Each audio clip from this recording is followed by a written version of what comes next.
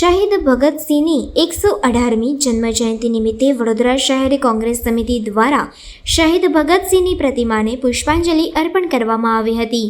ભગતસિંહના વિચારો આજે પણ લોકો માટે પ્રેરણારૂપ બને છે. ખાસ કરીને યુવાનો ભગતસિંહને પોતાના માર્ગદર્શક માને છે. ભગતસિંહના નામથી એક ખુમારી વર્તાય છે અને આઝાદીની લડાઈમાં એમનું આગવું યોગદાન છે. ભગતસિંહ, સુખદેવ અને રાજગુરુને અંગ્રેજી સરકારે ફાંસી આપી દીધી હતી. 28 સપ્ટેમ્બરના દિવસે ભગતસિંહનો જન્મદિવસ નિમિત્તે વડોદરા શહેર કોંગ્રેસ સમિતિ દ્વારા વડોદરા શહેરના ન્યાય મંદિર પાસે આવેલ શહીદ ભગતસિંહની પ્રતિમાને કોંગ્રેસ સમિતિ દ્વારા પુષ્પાંજલિ અર્પણ કરવામાં આવી હતી. સાથે શહીદ ભગતસિંહે કરેલા કાર્યોને યાદ કર્યા હતા.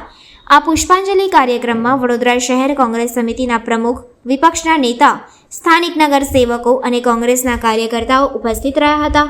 વધુમાં વિપક્ષના નેતા ચંદ્રકાંત શ્રીવાસ્તવે શું જણાવ્યું, આવો સાંભળીએ. સરદાર ભગતસિંહ, શહીદ ભગતસિંહની જન્મજયંતિ છે અને જન્મજયંતિના ઉપલબ્ધમાં અમે પુષ્પાંજલિનો કાર્યક્રમ કરવા આવ્યા છે. હું આપના માધ્યમથી લોકોને પૂછવા માગું છું કે જન્મ અને જન્મની અંદર એક નાની વયે ફાંસીના તખ્તા પર ચડનાર સરદાર ભગતસિંહ શું એટલા માટે આઝાદી લીધેલી? શું એટલા માટે ફાંસીના તખ્તા પર ચડેલા? બ્રિટિશ સલ્તનત સામે જ્યારે કોઈ બોલી શકતું નહોતું ત્યારે પાર્લામેન્ટની અંદર બોમ્બ ફોડવું, અંગ્રેજોને ગોળીથી વીંધી નાખવાનું અને હસતા મોઢે ફાંસી પર ચડી જવાનું. એ તમામ આઝાદ વીરો જેને આ દેશ આઝાદ કરાયું, આ દિવસ માટે નહોતું કરાયું. એમનું સપનું હતું इस देश में कोई भूखा नहीं सोएगा, इस देश में कोई अन्याय नहीं सहन करेगा, इस देश में हर व्यक्ति बोलने की आज़ादी रखेगा. આમ તમામ ન્યાય મેળવવા માટે આજે આપણે આટલા વર્ષો પછી બી જોઈ રહ્યા છીએ કે શું સંપૂર્ણ આઝાદી મળી ગઈ છે? શું ગરીબથી ગરીબ માણસને ન્યાય મળે છે? શું ગરીબના છોકરાઓને ભણતર મળે છે? वो सपना जो उन लोगों ने देखा था वो सपना આજે પણ સાકાર થયું નથી.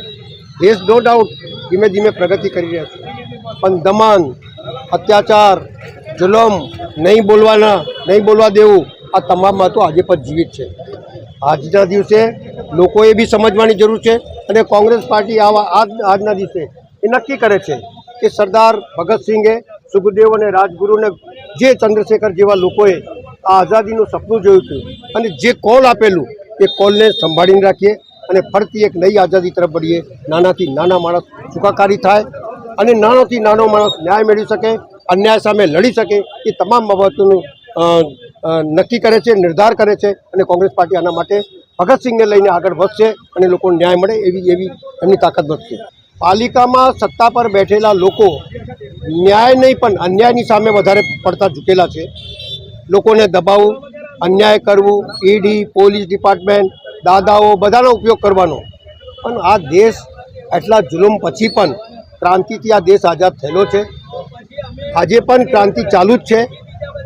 કભી ધીમે હૈ, કભી જોર સે હૈ, પણ આઝાદીને જ્યારે જોર પકડે છે ત્યારે વોટ ચોર ગદ્દી છોડના નારા સાથે આગળ જ્યારે દેશ આગળ વધી રહ્યો છે ત્યારે સાચા દિશામાં દેખાય છે કે વોટ ચોરી થઈ છે અને ચોરીના લીધે લોકો હાર્યો છે. ભગતસિંહે આપેલો કોલ દેશ છોડો, આપણે છોડો કહીએ છીએ કે વોટ ચોરો ગદ્દી છોડો. અરે તમે તો ચોથી જાગીર છો, તમે ચોથી જાગીર છો. જ્યાં જુઓ ત્યાં કચરાના ઢગલા છે, જ્યાં જુઓ ત્યાં અન્યાય છે, જ્યાં જુઓ ત્યાં જુલમ છે. લોકોને ગાજે પણ ગરીબ માણસના કંઈ કચરો પડેલો છે તેને કચરા સાફ કરવાની ફુરસત નથી, પણ મેઇન રોડ ઉપર દેખાવડો કરવો, ફોટો પડાવો, આ ધંધો થઈ ગયો છે. પણ ખરેખર સર સિયાજીરાવ ગાયકવાડને કોંગ્રેસના શાસનમાં 2 ટાઈમ સફાઈ થતી હતી, હવે 1 ટાઈમ થઈ ગઈ છે. એ જ દેખાઈ આવે છે કે કેટલી સફાઈ